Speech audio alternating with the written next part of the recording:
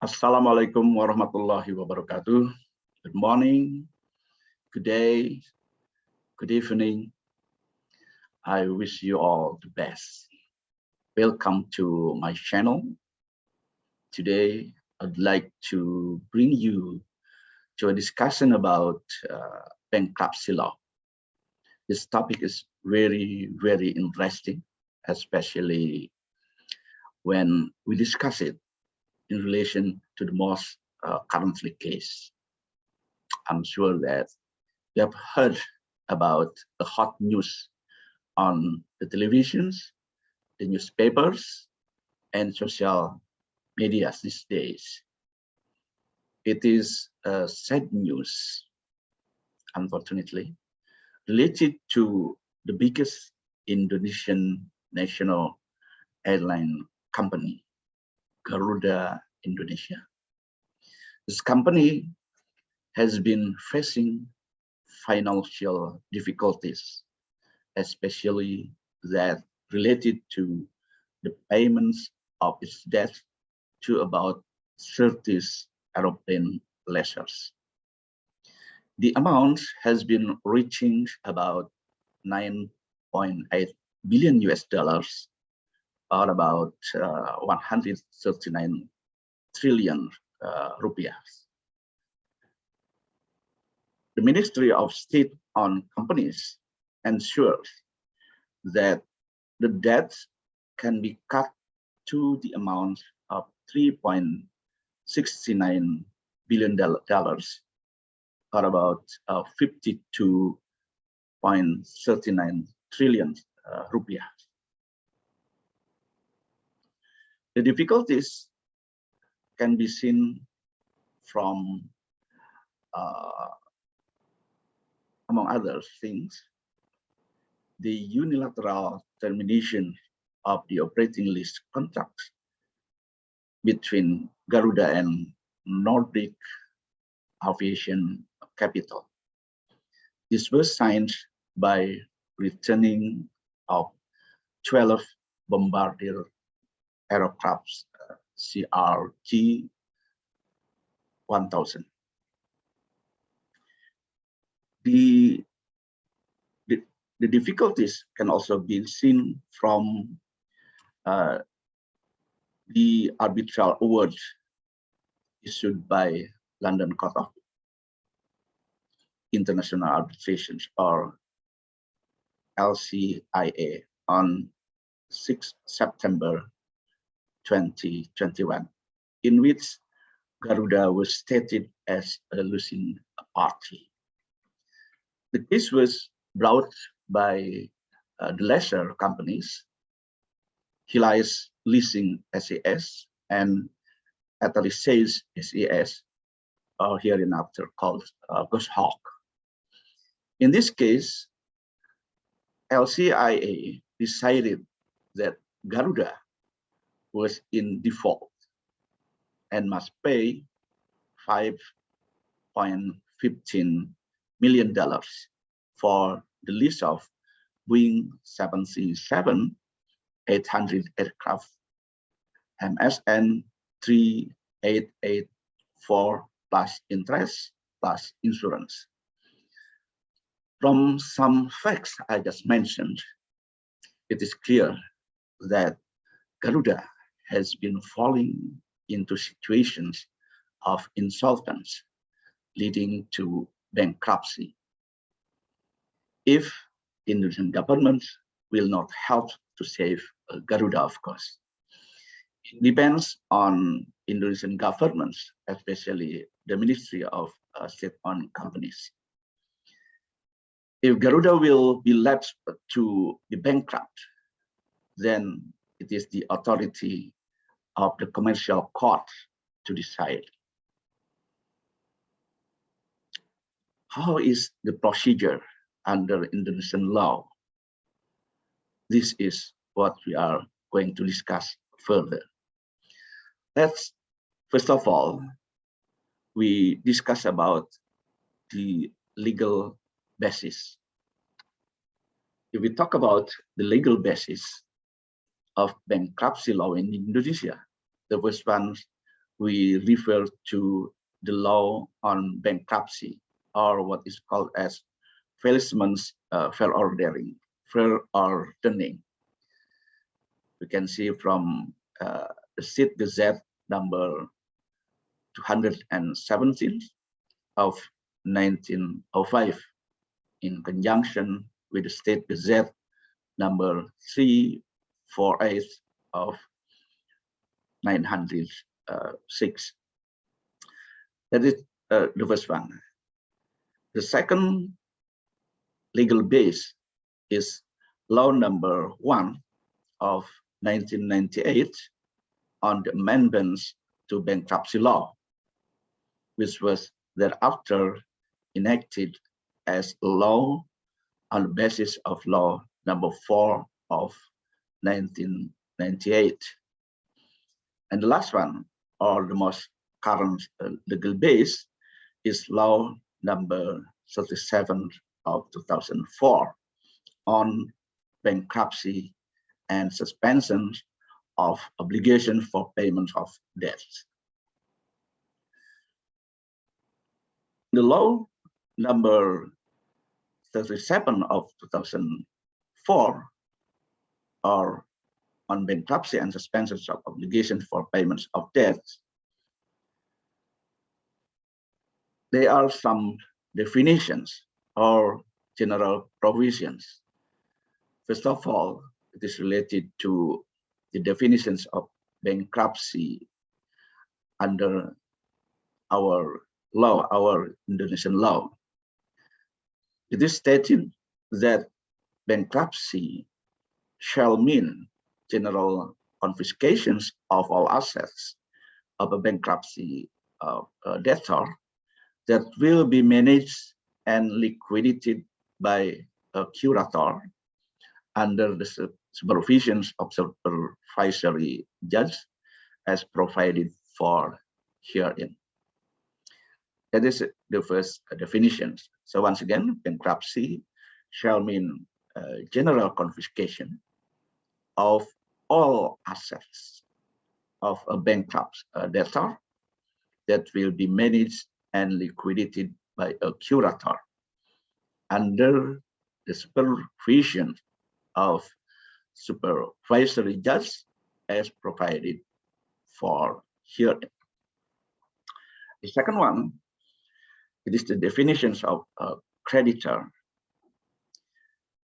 The creditor shall mean the person who has receivables from an agreement or a law that may be collected before the court. Okay, so this is the definitions about the creditor. And the third one is related to the definitions of debtor. Here, a debtor shall mean a person who has indebtedness for which it may be demanded to pay before the court. And what is meant by bankrupt debtor? It shall mean a debtor who has been declared as bankrupt with judicial decision. So it means that bankruptcy must be decided by the judicial decision or court decision. And it is also defined about curator. The curator shall mean the open chamber or an individual appointed by the court to manage and liquidate the assets of bankrupt debtor under the supervision of supervisory judge as provided for herein. And it is also important to know about the definitions of indebtedness.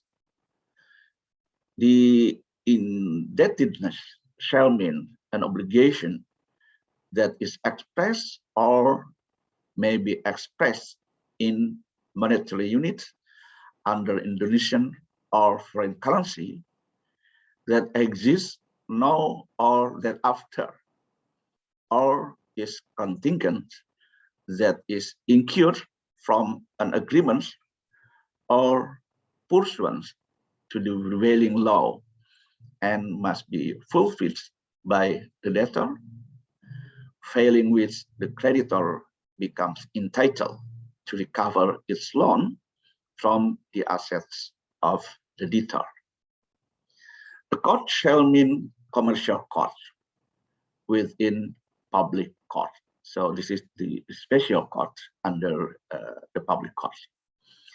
And the supervisory judge shall mean the judge appointed by the court in a bankruptcy judgment or suspensions of obligation for payments of that judgment.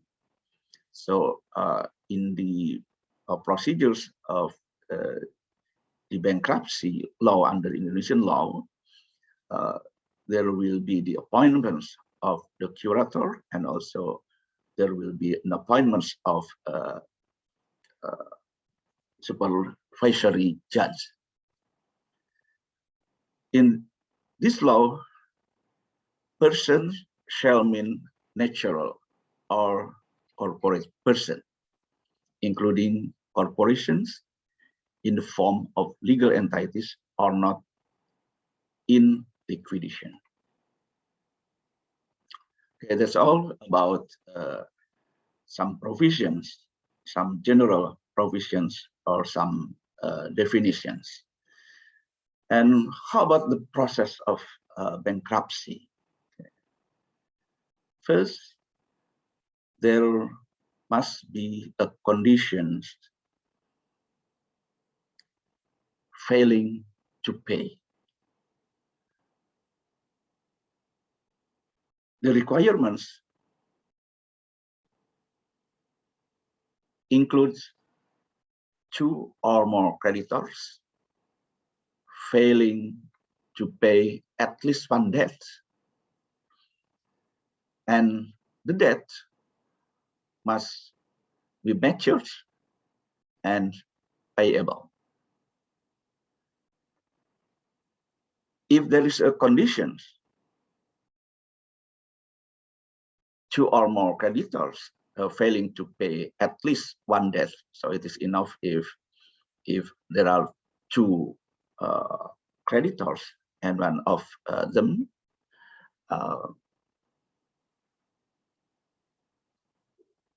cannot be paid, and the debt must be matured and also payable.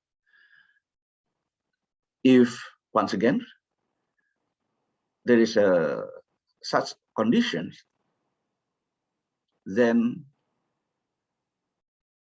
it can be a petition to declare bankruptcy, and the petition can be conducted either by debtors or creditors. So in case of Garuda, for example, the bankruptcy can be conducted by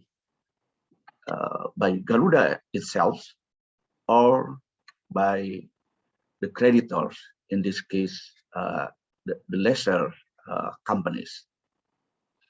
So the petitions to declare bankruptcy must be submitted to the courts, and the court will conduct a proceeding.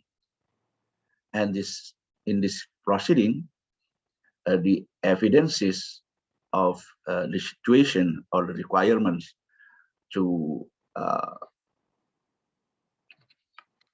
state that the company is bankrupt must be submitted to the court.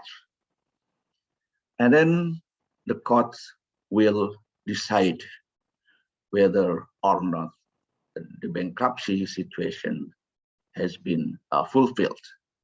The requirements has been fulfilled or not.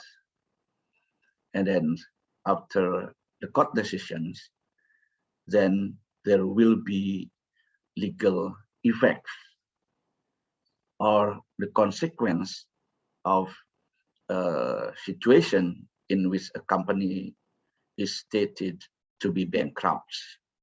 So now let's turn to the legal effects when a company is stated to be bankrupt. Okay.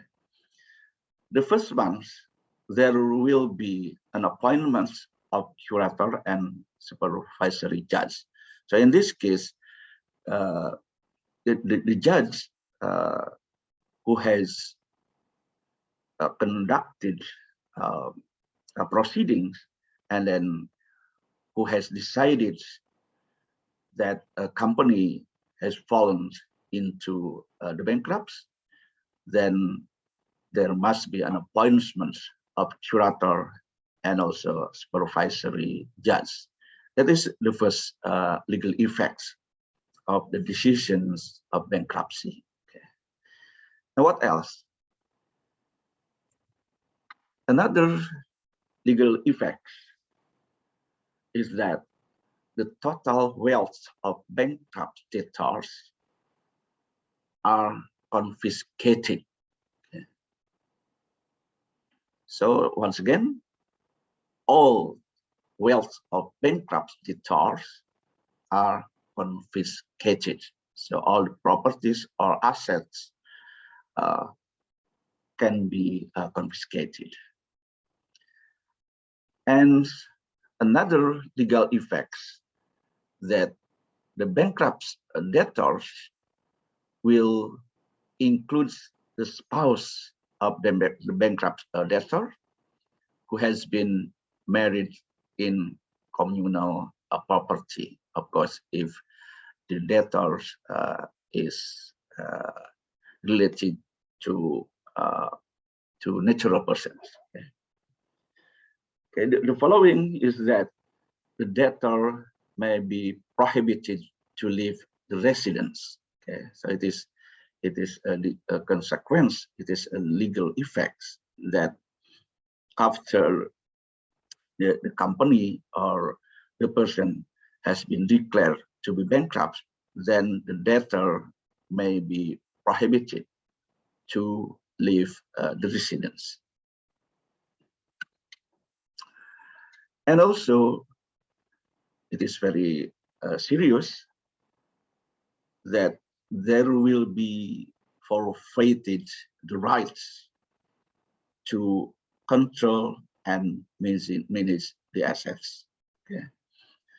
So the management of the company will be forfeited the rights to control and manage the assets, because the rights to control and manage the assets will be in the hands of curator. Okay, that's all the legal effects. And in the legal effects, as I said, that all wealth of bankrupt debtors will be confiscated, or the total wealth of bankrupt debtors are confiscated. But there are some exceptions. Yeah. First, any properties needed for job. Okay, so the companies will have some properties related to the job, of course, and also the equipment, okay, medical equipment for health purpose, and then bed and related appliances, food supply for 30 days cannot be confiscated. Okay, so this is the first category of exceptions. Okay. And the second one, the exception is related to the salary for his or her positions or service as a fee, pensions, or allowance. Okay, that is the second category. So if it is related to the salary, for example, then the wealth cannot be confiscated. And the third one, the exception is related to the money given to the debtor to enable him or her to provide maintenance as required by prevailing law. Okay, so even though the total wealth of bankrupt debtors can be confiscated, but there are some exceptions, of course. There is no law without exception. Okay, and then, as I said, that after a company or a person being declared to be bankrupt, then there will be an appointment of curator and also the supervisory judge, the judge who supervise the work or the job of curator. So who can be a curator? Who can be appointed as a curator? The first one is the open chamber. Okay, so this is the institution. This is the body as part of government institutions. Okay. That is the first one. So the open chamber can be acted as curators. And the second one, the curators can be individuals domiciled in Indonesia, possessing specific expertise required in respect of the management and also the settlement of the bankruptcy estate. So once again, it is not only the institutions that can be as curators. Okay. It can be also the individuals domiciled in Indonesia, especially who possess specific expertise required in respect of the management and or settlements of the bankruptcy estate. And there is a requirement that the individuals acting as curator must register with the ministry with the scope of duties and responsibilities covering law and legislation. Okay. What are the duties of curators? Okay. The first one, the duty of the curator shall be to manage and or to settle the bankruptcy estate.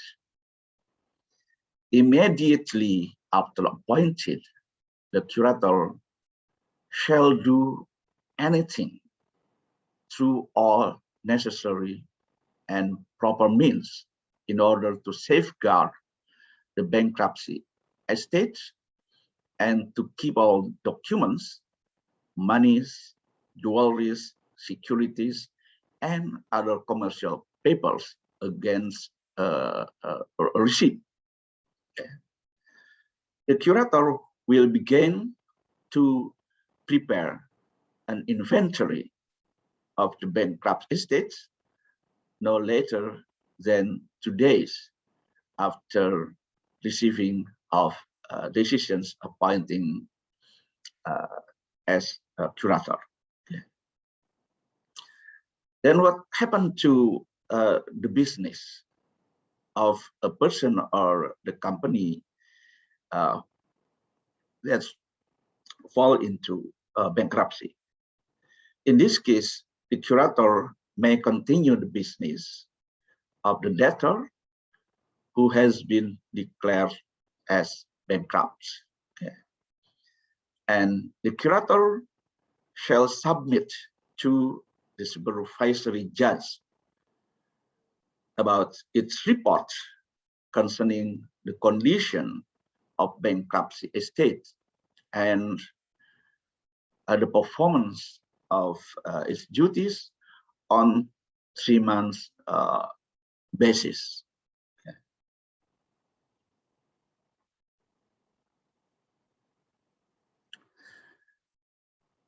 What are the authorities and responsibilities of the curator? The curator may obtain a loan from a third party because the curator can continue the business of the bankrupt debtor. Okay. Once again, the curator may obtain a loan from a third party only for the purpose of increasing the value of the bankruptcy estate. So even though the curator is given an authority, but the authority is limited, of course, in terms of obtaining a loan from a third party. The curator may obtain only for the purpose of increasing the value of the bankruptcy estate. So this is the first one.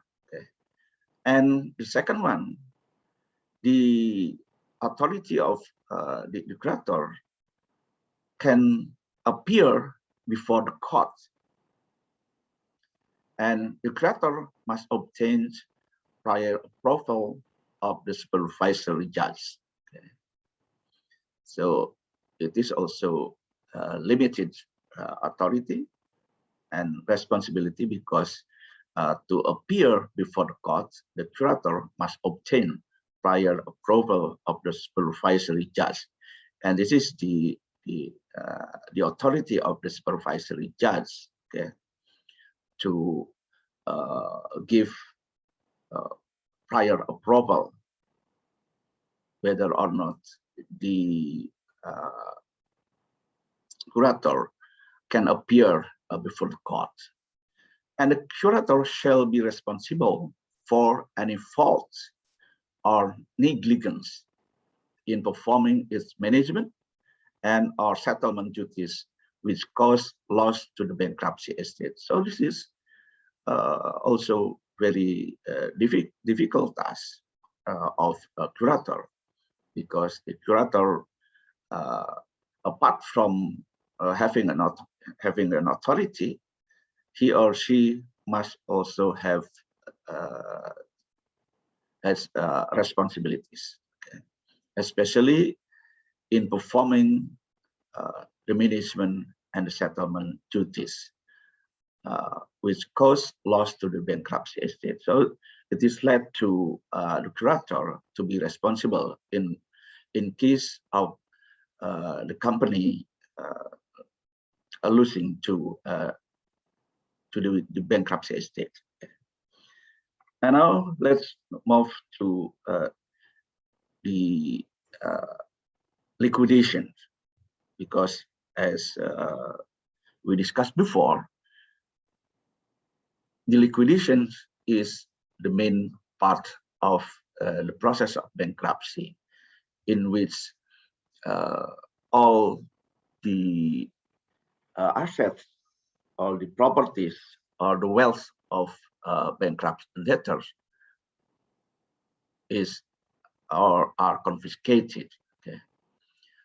So after the confiscations, there must be maintenance and also management of all the assets, of the debtor assets, all the debtors' properties, or all the debtors' wealth.